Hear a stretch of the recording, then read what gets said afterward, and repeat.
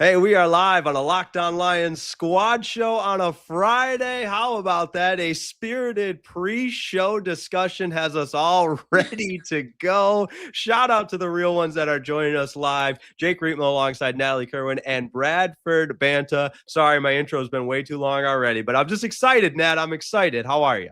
Yeah, you already got me riled up before the show even started. It's fine. Maybe it's a little bit of this coffee, but we Is it got matcha? Is it It's matcha? it's not. Can you believe it? I know. We went regular coffee today, Bradford. How are you? Same with me here, Nat. Just regular coffee. Hey! There's nothing better. I will be brief, but there's nothing better than getting my two co-hosts and pulling the string on them and just letting them roll. One pride. It's the Lions Squad. Everything Detroit Lions every week. Breaking down all the big hits and game-changing plays from the Motor City. The way only the Locked On Podcast Network can. From the roar of the Lions to the next great chapter, the Lions Squad Show starts now. And here we go. Welcome to a Friday edition of the live Locked On Lions squad show. 20-year NFL veteran Bradford Banta, Pistons sideline reporter Natalie Kerwin, and yours truly, Jake Riepma, on the number one sports podcast platform. Love the smile, Nat. Podcast Network. We are ready to go. Guys, maybe we should do Friday episodes more often. And let me get through all the, let's see, today's show, it's brought to you by FanDuel. That's right. FanDuel is giving you a way to turn that energy into even bigger potential with wins in a college basketball parlay profit boost. Head over to FanDuel.com to get started. And now, alas, we have a great show lined up. We'll do our mock draft conversation, but what got the crew a little bit heated will be segment 3. So there's the teaser for later in the show. That's the motivation to stick around. And if you are joining us live, say hello in the comments like John Smith just did. Maybe we have some Irish coffee this morning, if you will. So that being said, everybody's doing well. So glad to be back on the program with you guys. We got Bradford Banta. We got Natalie Kerwin. Guys, how we doing? We're great. Yeah, we're doing good, Jake. Life is good. I'm just curious to see, you say segment 3, but can both of you hold your tongue that long until segment 3? Well, I was kind of thinking the same thing, Bradford. I don't know. We might end up getting there in segment 2. Heck, we might even do it here in segment 1. I don't know. Well, we'll try and keep our focus, though. Why don't we do a little, the motto of this crew always has been, well, I can't say what our motto is because, it's not suitable for air, but no. we kind of beat to the sound of our own drum. How about that? We beat to the sound of our own drum. So what do you say? We're live on the air here. We do a little flip flop of segment 3 and we do our mock draft segment 2. We do NFL news segment 3 and then we wrap it up in segment 4. Are we on board with that? Why not? Hey, let's roll the dice, baby. Right. Roll the dice. When in Vegas, do as in Vegas. Roll the dice. Yes. I love it. And maybe segment 4 we'll have some tales from Vegas if time allows. But again, we're navigating through the open waters here, but pre-show, and this is great. This is why I love. We say this all the time. I love the Locked On Lions squad show. I love all of our viewers, all of our listeners, and I love doing this show with you guys because the personality. There's never a shortage of personality. The flair, the conversation, and it's all quality, and it's all passionate, organic conversation. And Bradford in the group chat, which credit to you, BB, found the clip that I don't know if it's viral. That's probably an exaggeration, but a clip from 97 Won the Ticket with well-known sports talk radio host Mike Valeni saying he talked to somebody that is connected with the Detroit Lions. And this is the first off season where there's some disagreement on player personnel between Brad Holmes and Dan Campbell. And, I should have, if this were radio, we'd have the cut and everything, but we don't have a producer. I'm the producer and I failed at this, but that's essentially the basis for where this conversation starts.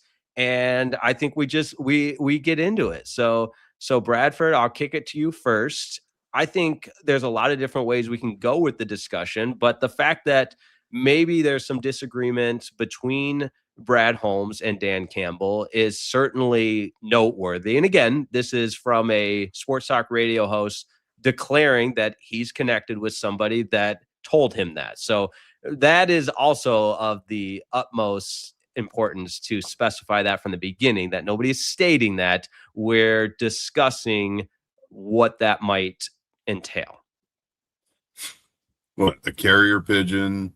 Let's see, telegraph. Yeah, what was the mode of communication there? Yeah, what was the mode of communication here? I don't know the full story. I just saw I didn't even listen to the clip. I just read the headlines and was able to read a few of the articles related to that. And it's not going to be the first time, and I know it's not the first time that Brad and Dan have had differencing of opinion on roster construction. And I can definitely see Dan wanting to make possibly a bigger splash in free agency, as stated. But that's in a coach's mentality. That it's hey, let's go get the best. You're asking us to go out here and compete with our guys. Let's go create the best competition that we can out on the practice field. So when we go into the field of play, i.e. the games, then you're going to put the best product out there, not only for the organization, but for the fans as well. And that's what you want to do. But it comes at a cost with the salary cap. And one thing that Brad is very cognizant of is the salary cap. And whenever you start restructuring these contracts of these higher priced players, they did it with golf. Next in line would be, Amon-Ra, Panay Sewell, and I think there's one other. Get me going. Who's the other talking about just restructuring? Amon-Ra, Panay, Goff, which they already did. Who are we missing? Wait. I wouldn't be surprised if they possibly looked at J-Mo. Yeah. Possibly those guys. But I've seen this situation before with other clubs where they start kicking the can down the road. And you start looking into your crystal ball. And eventually, McNeil. Thank you, John Smith. I appreciate it. There we go. You start kicking the can down the road. And eventually, you have to pay the piper. Now, Brad Holmes is the general manager of the Detroit Lions. And he has to take everything in perspective. When it comes to, and whenever I mean everything, it's not only the on the field play, but also business decisions and talking about caponomics, as some people would put. And you have to pay the piper eventually. And when that happens, you're going to see a roster that gets decimated by not putting a good product on the field. And so we're trying but the Detroit Lions are trying to put a consistent season by season product out on the field, and he's trying to build it economically. And where there are differences between coaching staff and management, that's when it comes with the, not making the big splash, but you're looking for good, consistent players. Now, have they made big splashes in the recent past? Oh yeah, they have. With the signing of, with Golf, redoing him, with Hutch, giving him an extension, with J-Mo, giving him an extension. Now, you're going to have these other players that are going to be coming up that, they may want to go find another player that's out there So they may have to restructure and then re-signing some of your own, i.e., let's just say Jack Campbell. It's going to be an interesting road because they're a product of their environment. You asked to be the best and you drafted the best, and these players that you have drafted have now produced on cheaper contracts. Now they are expecting to get paid. And this is where choices have to be made personnel-wise. Can you find a cheaper product out in the free agency or in via the draft to bring into your team, and then letting go of veterans that were vital in this early success of the Detroit Lions? So then it's up to the coach to find these, to fit these new pieces of the puzzle of where the old pieces left. And it's a funny game from a business perspective and caponomics type perspective. It's interesting. And that's the draw that I think a lot of people have to this particular sport, talking about football, because it involves so many moving parts, so many more moving parts than basketball, baseball, and hockey. And just the way the salary cap is constructed, I think that's why this is a 365-day-a-year sport. I'm going to take just a little bit of a different angle on this that we didn't really hit on, which is the fact that, to me, over the last however many seasons Brad and Dan have been working together now, is it 4 or 5, right around that area? To me, they've always been in lockstep with what they want to do. I feel like that's why they work so well together. And they've said that. They've said we have the same vision on things and this and that. So I'm not saying I don't believe this report of them differing. But at the same time, I guess my problem is I'm curious, like, who on the inside would have told this radio station, right? Like, who said this? Is it credible? I don't know. Like, I'm not saying that it's false. We don't know. But at the same time, just saying a reporter told me this, is it true? Like, it just makes it sound like it's something to stir the pot a little bit. That's just my opinion. That's right. I got a feeling. I got a feeling it might not be all the way true.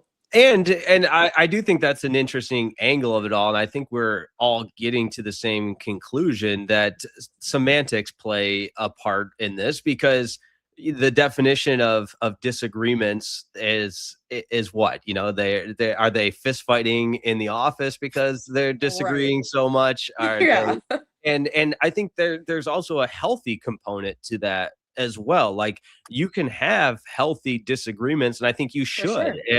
And CEOs in any company, or general managers managing people, managing a business, there are yes men that just tell you what you want to hear, or there are disruptors that are playing devil's advocate, and everywhere in between, to ultimately get to the same bottom line of helping the organization. And again, I'm getting very general with the semantics in all of this, but other part of me wants to be like, well, yeah, they should disagree on some things. Otherwise, maybe it is like, the last thing you want is just a yes man that says everything. Here's an interesting point that hasn't been brought up. Everybody makes it about Dan and Brad, but another component that you have to throw in the mix here is Chris Spielman. Mm-hmm. Right. And hearing both sides out, because really Chris is the keeper of the culture. Yeah. And what's best for the organization, not what's best now, what's best for the future, but hey, what's best for the team as a whole for now and down the road. That's where Chris comes into play, and bringing both sides together. Not that they don't walk down the hall and visit with each other, but having these meetings. And it's just like both of you said, that is the best thing for an organization is to not have all yes men. Right. To have different ideas, and you can have disagreements, but as long as you have healthy discussion where it doesn't get elevated, and you both bring up your points and you compromise on the decision that's being made, but ultimately the decisions that are made are going to fall upon it's going to fall on those two guys, because Brad's in charge of bringing in personnel and Dan's in charge of putting the product out on the field and producing. So those are your two, where in the pecking order is everything here?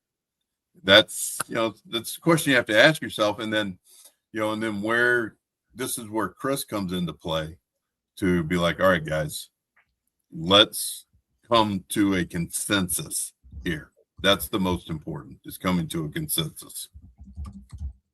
For sure. He's that perfect role, I think, in that front office to, keep both guys level-headed if it did get to a point where they are really disagreeing. But I don't know.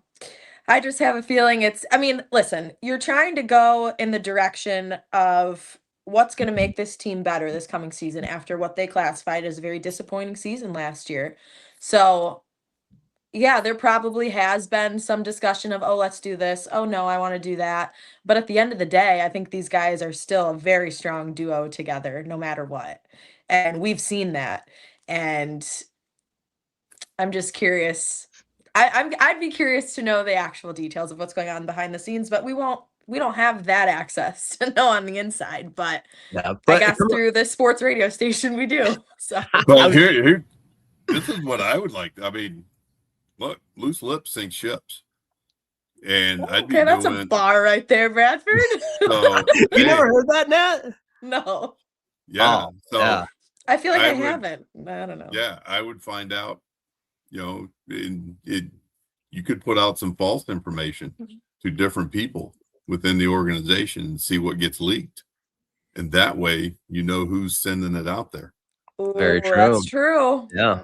I like that. Yep. I like that. Yeah, loose lips sink ships. That is my father used that all the time as a coach with his staff. That you gotta find out who's what's the other one? Who's the mole? Who's the rat on the inside? Oh, the mole. I think it's the mole, right? The mole, yes. What was that cheesy Leonardo DiCaprio movie that had it was basically, they're all the same, but they try to find out who the rat is on the inside, and Matt Damon's in it. Oh, somebody's got to help me out. Wait, someone's got to someone comment this. Dang it. It's gonna the Departed, maybe? I don't know. Yeah. The Boston PD. Yeah. Yes. Yep, it's The Departed. That's right. Yeah. That's the Lions Great staff call. needs to get that going. Yeah. I don't actually, no, I gotta be careful. I don't remember all the details of that movie. I just remember watching it when I was probably too young to be watching it. My eyes were like this big, like, oh my gosh. But that is a perfect conclusion to our opening segment that was planned for segment number 3. But hey, we're just showing off our adaptability, our ability to be flexible and call some audibles, and that's what you get on the live Locked On Lions Squad show. So we transition segment 2. We got a lot of mock drafts that are out there. It's draft season. I'm starting to get the itch a little bit more because, draft season, everybody's got their mock drafts and everything. Nobody really knows, but you know what? We'll spend some time discussing the latest mock drafts. Don't go anywhere. Locked On Lions Squad show continues in just a second. But first, this episode of the Locked On Lions Squad Show is brought to you by our good friends over at 5 Hour Energy. All right, highlight of the program, it's the 5 Hour Energy Draft, because the NFL draft's not the only draft that's happening right now. No, listen up.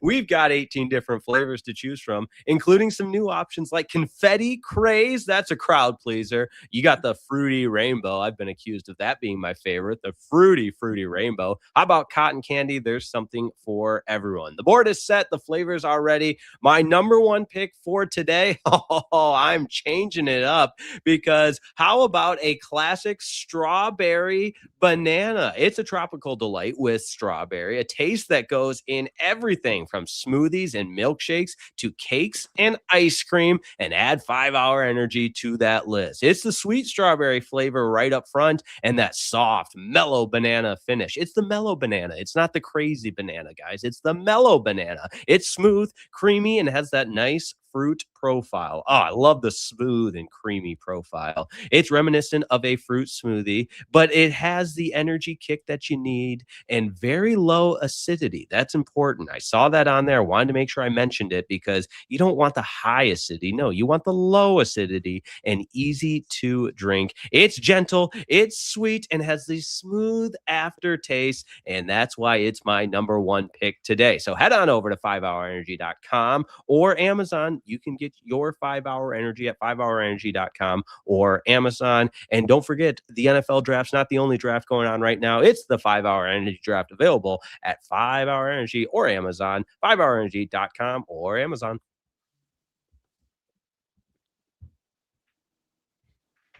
All right, time to discuss the latest mock drafts. And that is me doing my best to not look at Bradford just staring at me right now with my 5 Hour Energy draft and read. Is that where you wanted to go? No comment. Next. I switched it up today. Even I pulled out a strawberry banana. I mean, come on. I loved it. Thank you. I loved it. I'm here for it, Jake. I'm here to Appreciate support you. that. I'm not going there with that last comment. So, all right, let's go. All right, we're moving on, because the latest mock drafts are out, and a lot of people do this where they bring all of the talking heads and consolidate it into one different profile of who the Lions could potentially take with pick number 17. And I wanted to start here, because I think the draft strategy in the first round feels like it's evolving into Taylor Decker's replacement. And before we get into some of the specifics, obviously we're just going off of any own individual hunch, but you talked about the edge rusher potentially, but does it to you guys feel like the Lions are moving closer and more to a Taylor Decker replacement in bolstering that tackle position? Nat, I'll go to you first.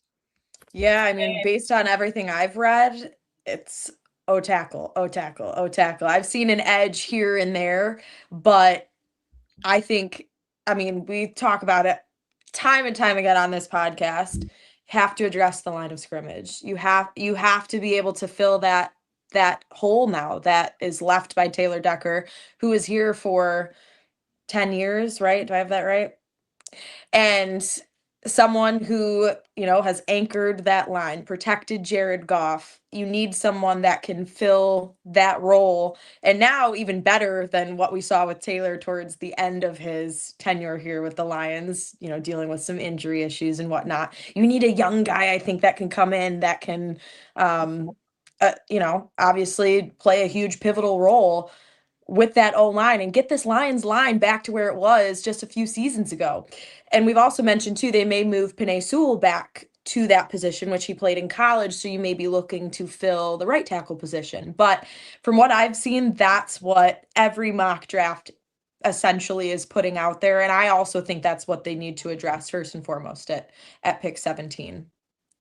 What do you think, Bradford? Yeah, no. Oh gosh. I mean, the trenches is where this team has made their bread and butter. And that's whenever they were most successful, that was the staple of their offense. and was the offensive line. That was one. And then with the offensive line, they need to find reliability. And what I mean by reliability is having the same five, like get your starting five, then have your same five start throughout the entire season. They need to remain healthy, and they need to find a player that's going to come in, or it could be, I mean, who knows how all this, how, you know, the cookie crumbles, how everything plays out. You just don't know, but they need to find somebody who is going to produce. And that, just like you stated, I foresee Penei Sewell moving back over to the left tackle, and then them finding a tackle that can play right. And he may have played left, you know, in college, but they're looking for athletes. They're looking for multifunctional athletes that can function on both sides of, not both sides of the line of scrimmage, but both sides of the ball, meaning right and left. And it's going to be a big pick. And then just kind of throwing this out there, you know, let's say they get to pick 17 and they're like, you know, we really like this offensive tackle, and we see the needs of the teams that are drafting behind us, and they really don't need an offensive lineman. Do they want to roll the dice and possibly trade back a few spots to gain a couple of extra draft picks and then go get their guy after that? You know, now you're taking a chance on another team trading up if the Lions were to trade out of that spot and trading up and going to get the player that they want. But, you know, do you take him there? You know, just throwing it out there for discussion. Jake's already voiced his opinion.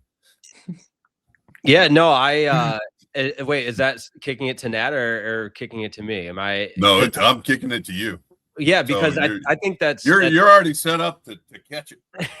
Yeah, I'm like, yeah, like I'm like the overzealous guy in the Zoom call that's just so excited to talk. And I do think that is very much in play here, because all you have to do is look at the different mock drafts at pick 17, and there's 3 different outlets: The Athletic, there's NFL.com, Daniel Jeremiah, and OG Mel Kiper at ESPN have the Lions picking all offensive linemen, but 3 different offensive linemen at that same pick at number 17, which tells me that, and we have no way of knowing of, you know, who's the Lions guy, but it tells me that there's positional depth in the position that the Lions are pursuing, which would play perfectly into that strategy, Bradford, where and you know, there you don't know what other teams war rooms look like as far as who they plan to pick, but there's certainly the positional depth at the tackle position, which is the perfect segue into talking about who those players are, because I'm a college football junkie. It's my all-time favorite sport. You know, I live and breathe it, and any college football fan is going to remember one of the Lions player, or one of the players that was mocked to the Lions from Alabama, Caden Proctor, who caught the pass in that game against Georgia and then ran with the football. And you're talking about an athlete, when, you know, Bradford, when you make that point of the Lions are looking for athletes that can play the position, that play will always resonate for me with Caden Proctor, of how this massive man, 6'7", let me pull up his actual size here, 6'7", 352-pounder, lined up like a wide receiver, throwing him the ball. And I was like, when I saw his name in Mel Kiper's mock draft, I was like, I want the Lions to draft him for that reason alone. But he's a freak athlete, and who Mel Kiper mocked to the Lions in his latest draft at pick number 17, Caden Proctor. So I'm fire me up, because I think he checks a lot of those boxes. Huge offensive lineman that can protect Jared Goff, be a Taylor Decker replacement, and I'm here for it with Caden from Alabama. Yeah, I forgot about that. Like, that sole reason alone, I think I'm also on board.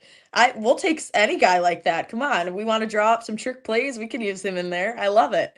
Another thing that Mel Kiper added to his mock draft about him is that he has 40 starts worth of experience. and knows how to take away opponent pass rush moves and moves very, very well. So Mel's on board, or we're on board. I mean, we haven't even dove into some of these other mock drafts yet, but I do like the sound of someone like that and being able to blend right in with this Lions team. I don't know how he is as a person, culture-wise, but from what we've seen of him, it's all good on paper. Yeah, no, so I've had a chance to watch Proctor, and you're talking about a very massive individual. So, I mean, you thought Aaron Gibson was big. No, this kid is right on par with Aaron Gibson. Do you remember Aaron Gibson? Everybody's I don't know if I do. I'm not gonna lie. I was thinking. I'm sorry. I'm not gonna. This is pre-2000, so I was just gonna say, do we have reason to know? So can we waive the word? I'll look him up. Yeah, can we waive the word young card? Yeah, Aaron and I were teammates in Detroit in 2001. Okay. But he was the Lions' first round pick, I believe, in 98, 99, somewhere around there. 98, 97, 98, somewhere around there. From Wisconsin. I got this. Nat, you get the free pass. I think I'm all my memories from that age are I have very vivid memories from those sports teams of that era. So I'm not going to give myself a free pass, but I am going to say that I didn't need to know that one. He was the first one that came out. This was after the Lions had released him. He had signed with Minnesota, and he was the first one that came out publicly and said, "I'm the first 400-pound player in the NFL." Holy smokes. Yeah. 410 pounds. There you go. So, but in his defense, the bend on Aaron Gibson, athletic as can be for as big as he was. Yeah, I know we're getting off on a tangent on Aaron, but I've actually saw Aaron in the weight room do a split at 350 plus whatever he was at the Detroit Lions. What I'm getting to with Caden Proctor is that the weight could possibly be an issue in drafting that player, even though he is athletic as all get out, but it's going to catch up with you at some point in time. So there are other athletes that weigh less, meaning 40 to 30 pounds less, that are just as athletic. And you have to see how these players bend. That's why one of the most important combine features that they do with the offense and defensive linemen, and I wish they would do it with all the positions, is just have them stand there with their feet slightly shoulder width apart and feet slightly turned out, arms straight out they're parallel to the floor, and they just ask the player, okay, get your butt to touch your ankles, and they want to see your bend. You can tell a heck of a lot about a player and how athletic he is by how far he can bend down. And if he goes to parallel, you're like, yeah, you want to see more. If he can bring his butt all the way down and possibly touch his ankles, then you have something there. So I didn't see it with any of these players, but with all these players that we possibly could be talking about at the tackle position, that's the one thing that I would want to see in the underwear Olympics. Yes. I'm laughing.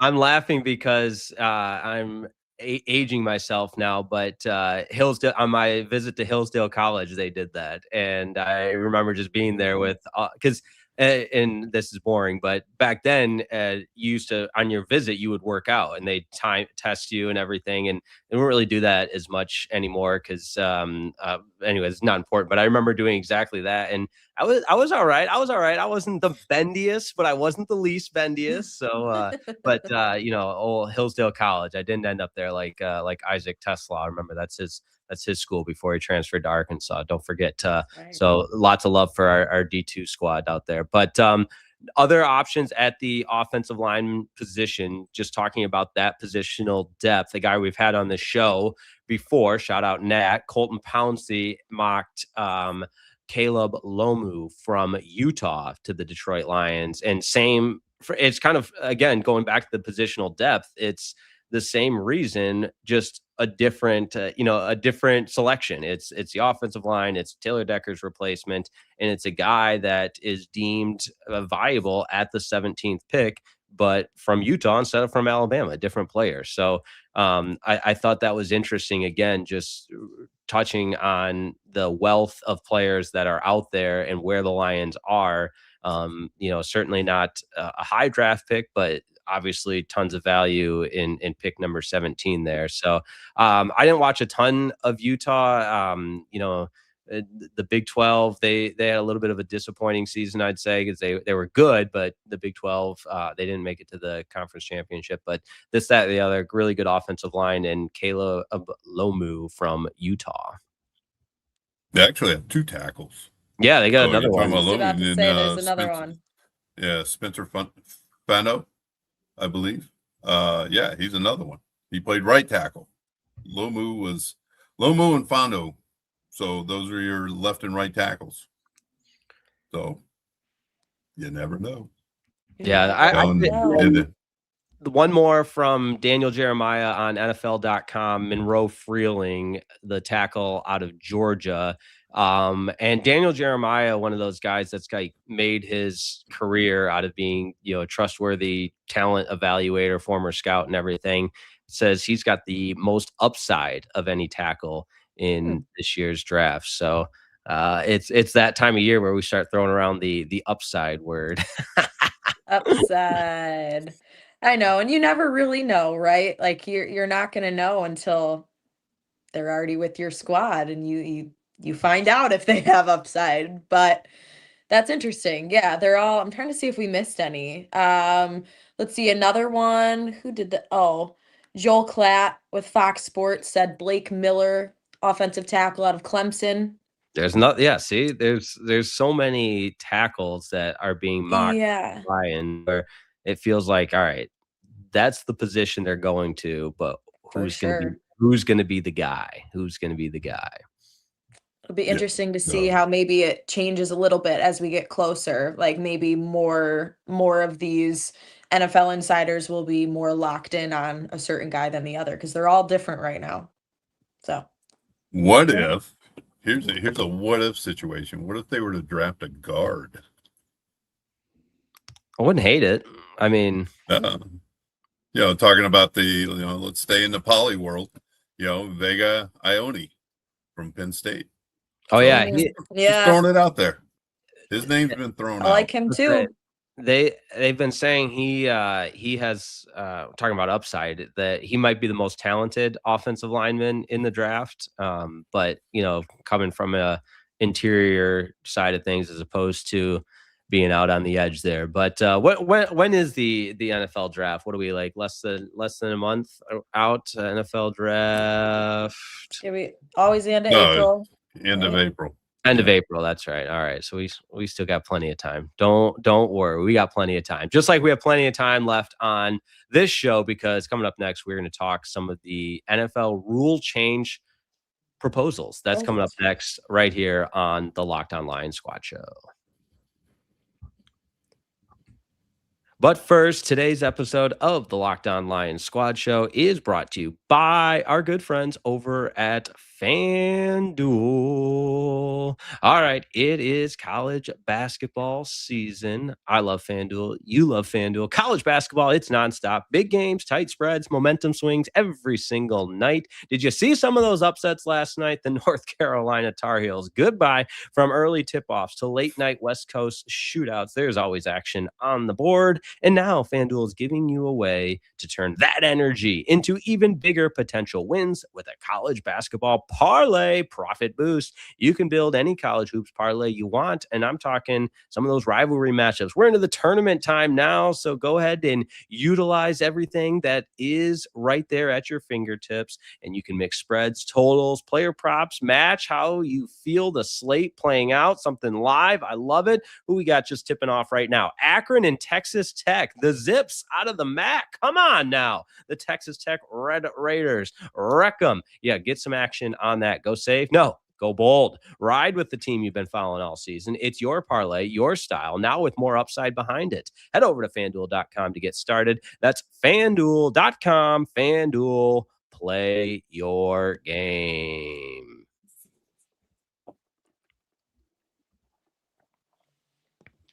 We're live on the Locked On Lions Squad Show. Before we get into the NFL rule changes, how's everybody's bracket doing? Some of those upsets last night. How many hours of basketball did everybody watch? I mean, I don't really want to reveal how much basketball I watch. It might be kind of embarrassing. Okay, well, I think you kind of have to tell us now. You can't give us a little tease and then. I did not stop. Okay. I watched the opening tip-off to the final buzzer, and then I was just wired still and watched Inside March Madness from till about 1 a.m. No, it would have been midnight our time, 1 a.m. Eastern time. So I'm an addict. I love it. And last year was a little chalky.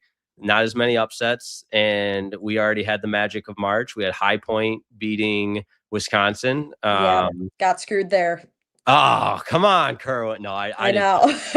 I want to know how many people actually took them. Yeah, I should have, because not that anybody cares, but High Point. I got a story for every school, but we visited High Point when I was working for Northwood because let's just say fundamentally the values align with High Point University and school I was working for. So we love High Point, rooting for them. And their coach was funny post game, was basically like nobody hilarious. Yeah, nobody wanted to play us, and now they have to play us in Miami, Ohio. And you know, I'll always go to bat for the mid majors, and I thought their coach did a good job. So BB, did you get any hoops in?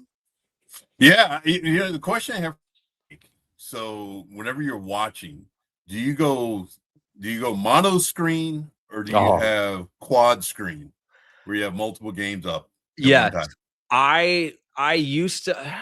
I'm glad you asked. So that tells me you care. So I'm going to give you a really detailed answer. I used to be anti dual screen, and then I feel like the product improved to where you really can get 4 clear pictures on one screen, and I'm all for the quad box. But the setup I have now, I have 2 massive TVs one that I took out of my bedroom and into the main viewing experience, and I will quad box. I mean, if there were 8 games going on, I would quad box double and go 8 screens there. But the evening games, again, not that anybody cares, but there are some elite sports bars in and around where I live. So big gang meeting up for the evening slate yesterday, where you were at a live setting for the VCU upset over North Carolina. Whole sports bars going nuts. It's beautiful weather outside because temps were 75 degrees. It was euphoric and kind of a little slice of heaven in that moment to be around the excitement of a live bar crowd with the upset happening. And it's always gravy when a team like North Carolina loses. So that was probably far more detailed than you asked for, but here we are. That's good. No. And then, so Nat, I have a question for you, and this is concerning Jake. Okay. Yeah. And just on a recent comment he just made. So in your domicile where you live, yep. Do you have a TV room or do you have a main viewing experience room? I mean, as was previously stated by Mr. Riepma here. I have a TV room with one TV. So do I. Yeah. Okay. So we don't do quad box, multiple screens. I mean, if I had like a man cave, or like what do they call a babe cave for girls? There you go. Yeah. Yeah. Okay.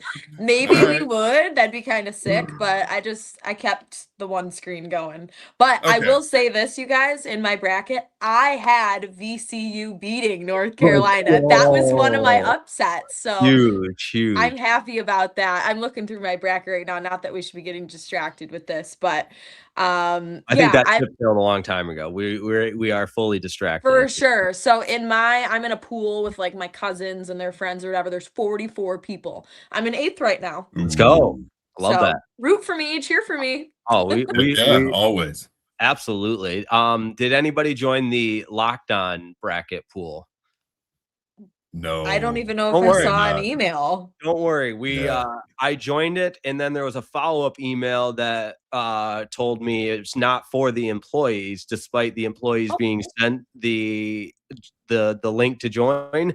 I don't know. I was very confused, and then I checked it, and I had been like removed from the bracket. So that's neither here nor there. Tough.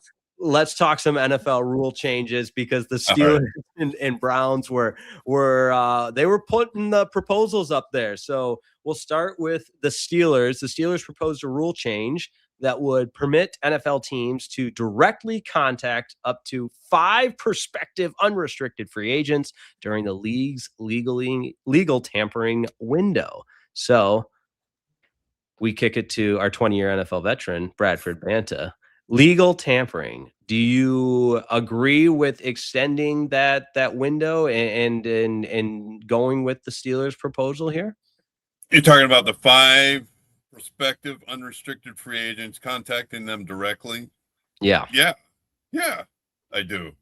I mean, it's going to happen one way or another. So, I mean, why be behind the scenes and doing this type of contact and working out contracts and this, that, and the other? It's why do it behind the scenes? Just be upfront about it. Yes, I agree with it. I think it's a good proposal. It should pass. And it's, it's talking about what we have stated here. They can one video or one phone call per player, during which they can also make travel arrangements for said player. Because the team has been in contact with the agent. Why not be able to talk with said player? Now, it has to be within that window, because by rule, it is illegal for a team to contact another player from another team, or to have conversations with a player from another team. So those contracts have to go away, basically. And with the beginning of the league year, that's whenever that period happens. And they made the switch, I don't know how many years ago, talking about the legal tampering window. So go ahead and up the ante on who they want to talk with. Yeah, I'm all for it too. And I'm curious, with these proposals that happen every year, like I don't know if either of you have any perspective on this, but how likely are these kind of proposals likely to pass? Like, how much of a vote does the league need? Do we know this information? Oh, I'm so glad. I'm so Go ahead, Jake. No, I found this within the article from USA Today, and the way it works, for a rule proposal to get approved, they'll first need to be considered by the league's competition committee, and the committee is instructed to consider the following questions about a new rule change. Does the change improve the game? How will it be officiated? How will it be coached? Can the player apply the rule on the field? And does the change enhance player protection? Once the NFL competition committee outlines how the rule change will be implemented, all 32 team owners vote on whether to adopt the rule. The new rule must have a 75% approval rating, 24 of 32 teams. That's my nerdy response. Brad, how'd I do? No, you were spot on. And Nat, what you will find within the league to get a, let's say, on the field rule change, you will find a lot of traditionalist owners that will give pushback on changing the rules, just because there's a lot of what ifs that are associated with it. And so, and I'm just talking about on the field rule changes.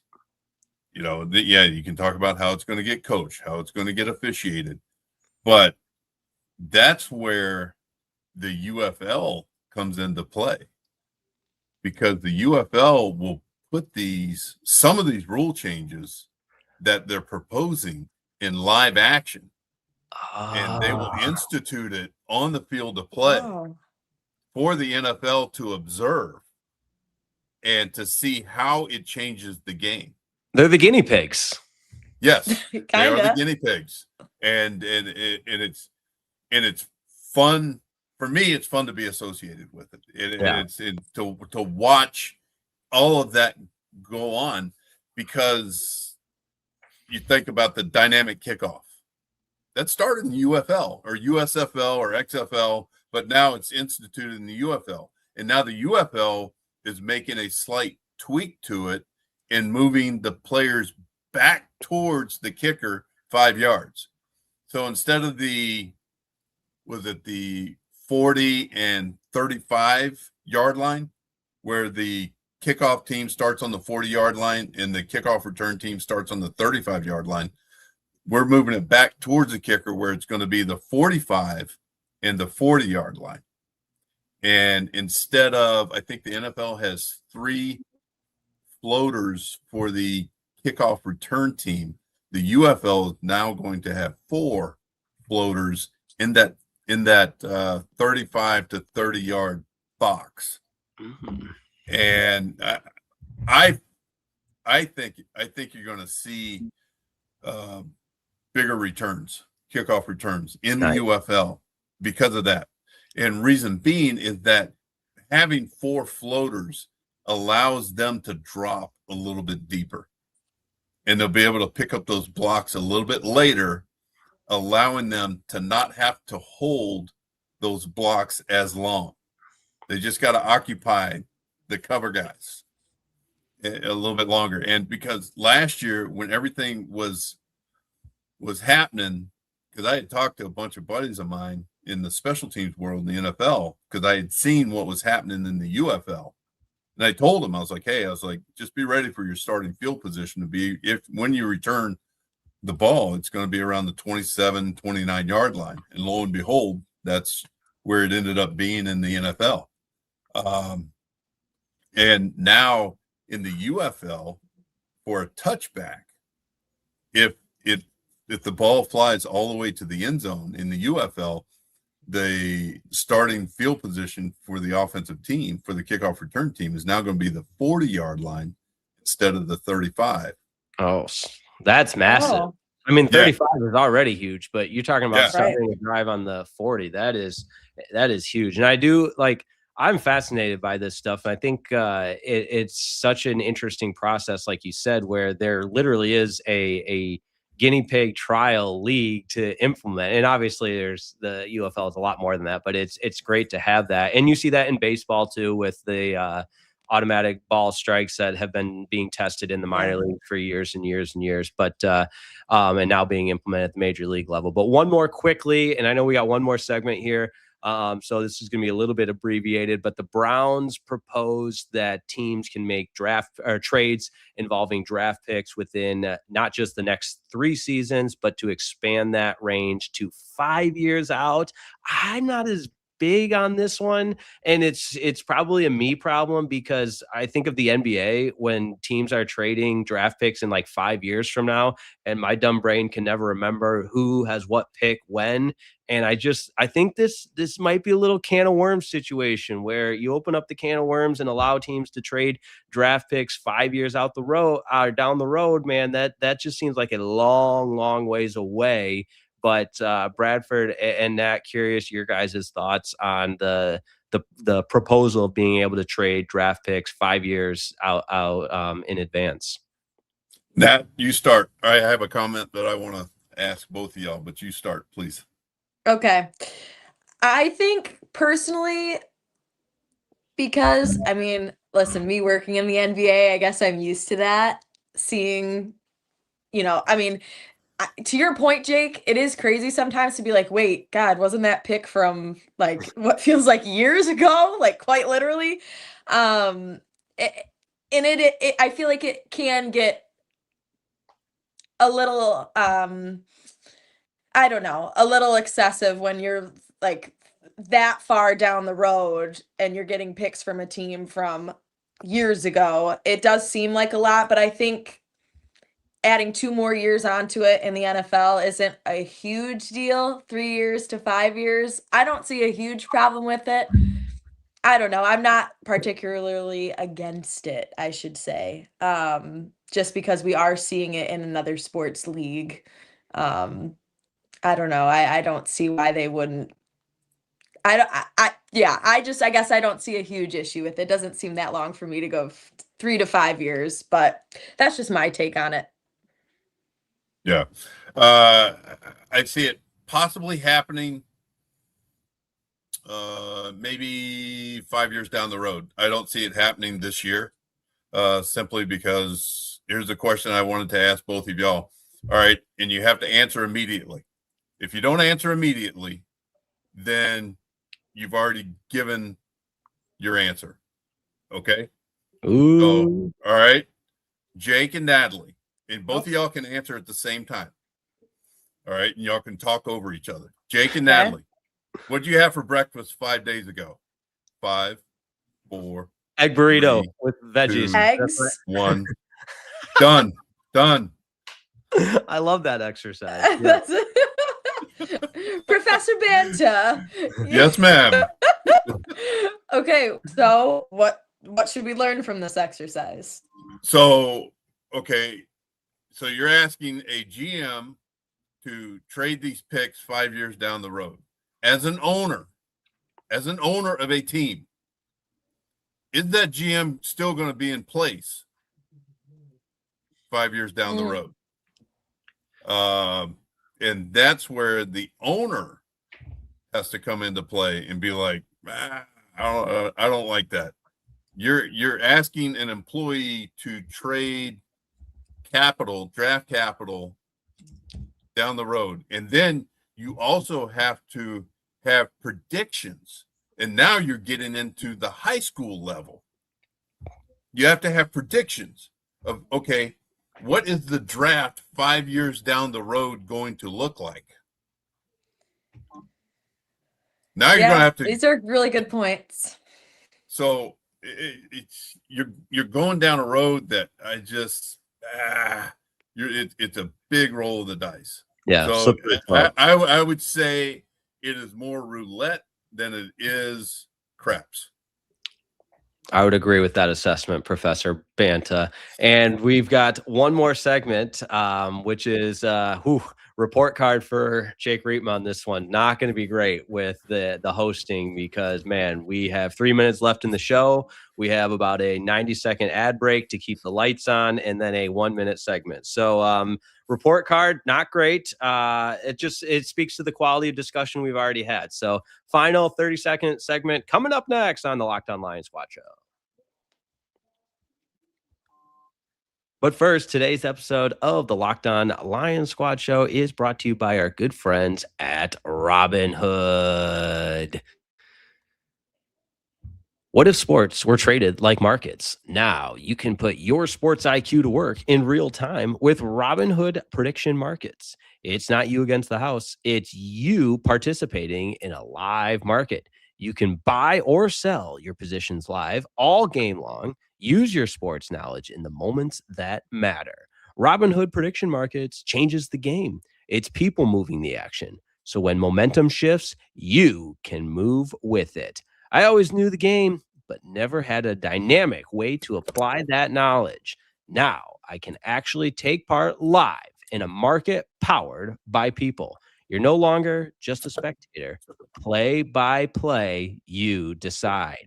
Trade every play with Robinhood. Now available across the U.S. Download the Robinhood app now to begin. Futures and cleared swaps trading involves significant risks and is not appropriate for everyone.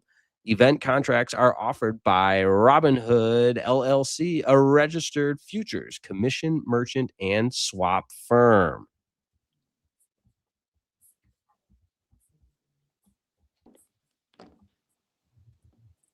All right, we're wrapping up today's show just like that. 1 minute on the clock. We had such good discussion. And did we go off the rails a little bit with the March Madness and the TVs and everything? Yes. Is that my fault? Yes. Am I apologizing for it? Yes. No. Am I just gonna keep asking pointless questions to myself and answering them? No. We're gonna wrap this baby up. But great show. Bradford Banta, Vegas, baby. Enjoy. Natalie Kerwin, another Pistons game tonight. Warriors. Yes, Warriors, 7:30 on FanDuel. Look at that. No Steph Curry, though, right? No Steph Curry, no Cade Cunningham. Yeah, that one we got still Natalie stings Kerwin. a little bit. We got Natalie Kerwin on the sidelines. That's the tune-in factor. Let's go. We do, yeah. Sidelining tonight, everybody. Watch. And there's no other way to spend your Friday night than turning on the Pistons game. So I'll add it to one of there. That's right. One of the 10 monitors I've got going with 9 college hoops games and 1 NBA game. BB, what's on the agenda for Vegas? No, so actually we went to the Sphere last night. We went and saw, believe it or not, Wizard of Oz. What? So, which was totally cool. Totally cool. Hadn't seen Wizard of Oz in forever. Saw Wizard of Oz there. Then we're going to Cirque du Soleil, Michael Jackson tonight. Wow. And then we did ATV experience out in the desert. So yesterday, which was totally awesome. I want to go on vacation. I'm so jealous. Come on. Yeah. Bring your old Locked On Lions squad show with you next time. Me and Nat would be a hoot on vacation. Yeah, we would. But yeah, all right. So good time had by all. I love that. It's amazing. Yeah. And happy birthday to your daughter. Belated now, right? Yep, belated. She's St. Patty's Day baby. There we go. Love it. All right, Nat, you got to get to LCA. Yeah, Bradford. All right. See, I think that's a fun birthday. There we go. So did right. she. Yeah, good stuff. Thanks, everybody, for tuning in. We'll talk to you next week sometime on the Locked On Lions Squad Show, #1 sports podcast platform, the Locked On Podcast Network. See ya.